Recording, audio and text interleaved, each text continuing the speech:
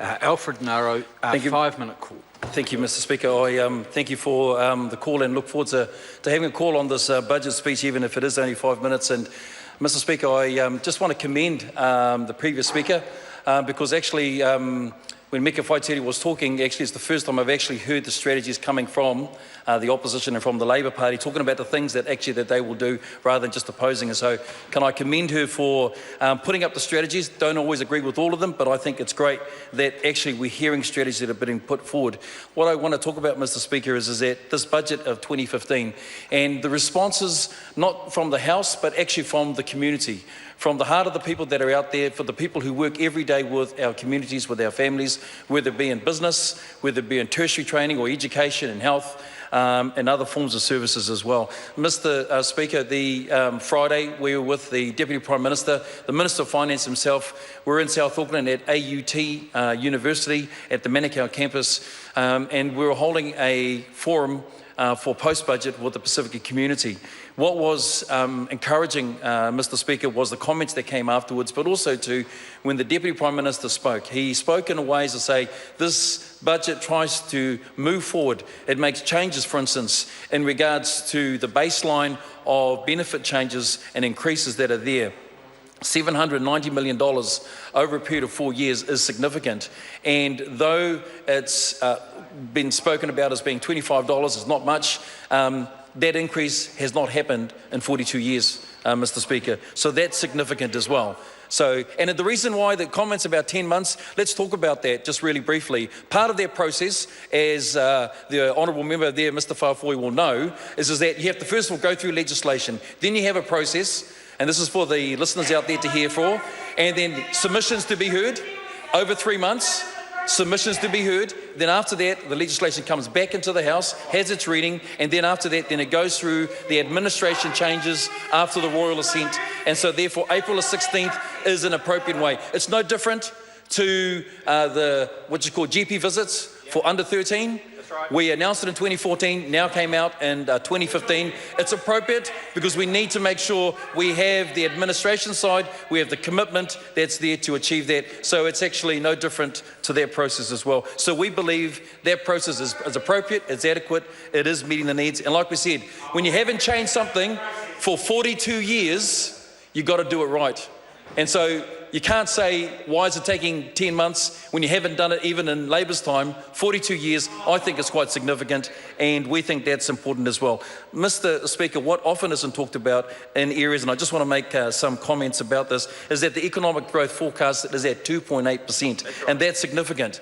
We've heard others on the opposition and even internationally call it the rock star economy, but we know that our Minister of Finance has said it's a rock solid economy. Therefore, we're not trying to be flashy, we're not trying to sort of pretend that we know all things. However, we're making sensible and stable decisions, and hence the reason why even in the latest poll of TV1, 48% still prefer the National as a government. That's significant as well, Mr. Speaker, and so that's important. The deficit of $684 million is forecast for 2014-2015, moving to a surplus.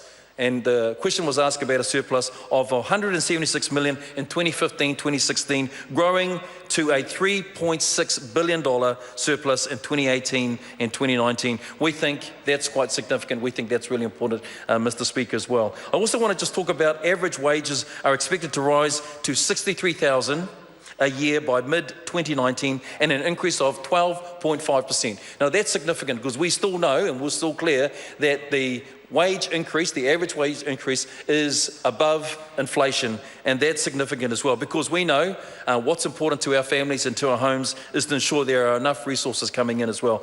Unemployment. Mr. Whawhoi was actually talking and asking that question about the unemployment forecast to fall by below 5% in 2016. 194,000 new jobs that are there. It's nearly 23,000 more than what was forecasted by Treasury. They talked about 117,000, and we think that's significant, Mr. Speaker. 194,000 jobs is significant as well to what we're talking about. Mr. Speaker, in the spare moments that I have, and just want to talk about, just finally, and wrapping up, Mr. Speaker, that for vulnerable children, 36 million children, in the vulnerable children, the other parts of the budget that's part of the $790 million budget proposal, $36 million to support the Children's Action Plan, including for new and existing children's teams. We know they're out in Whangarei, we know they're in Rotorua. We've seen that they began to work. It's an intersectorial sort of collaboration that's making a difference for the children, for the young people and their families. And we know that this $36 million is important. $23 million to bolster the work of child, youth and family, and $8 million to help vulnerable students participate more in education or training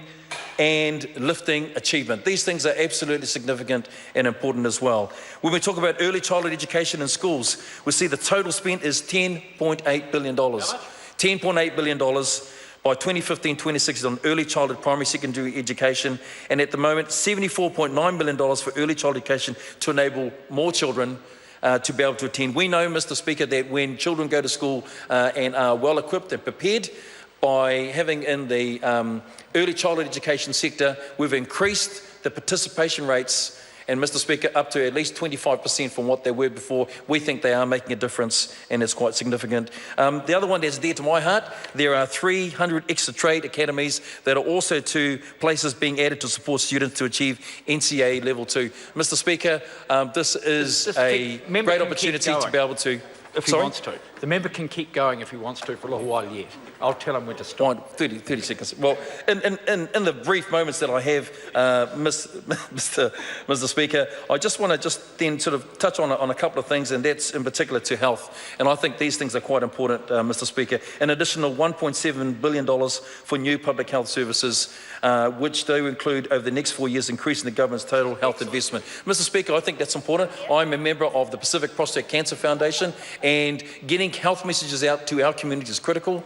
I know issues around non-communicable diseases are also playing an important burden upon a number of our communities. So therefore, I believe that the spend here in the health spend is significant in the primary care space. That's important. So $320 million per year to DHBs, $1.3 billion over 4 years for extra services to help meet cost pressures and population changes. Mr. Speaker, I could go on, but I won't. I think... Consider it a challenge. Consider it a challenge. Would you like me to continue? So, Mr. Speaker, thank you very much. I, commend this budget, this excellent budget to the House.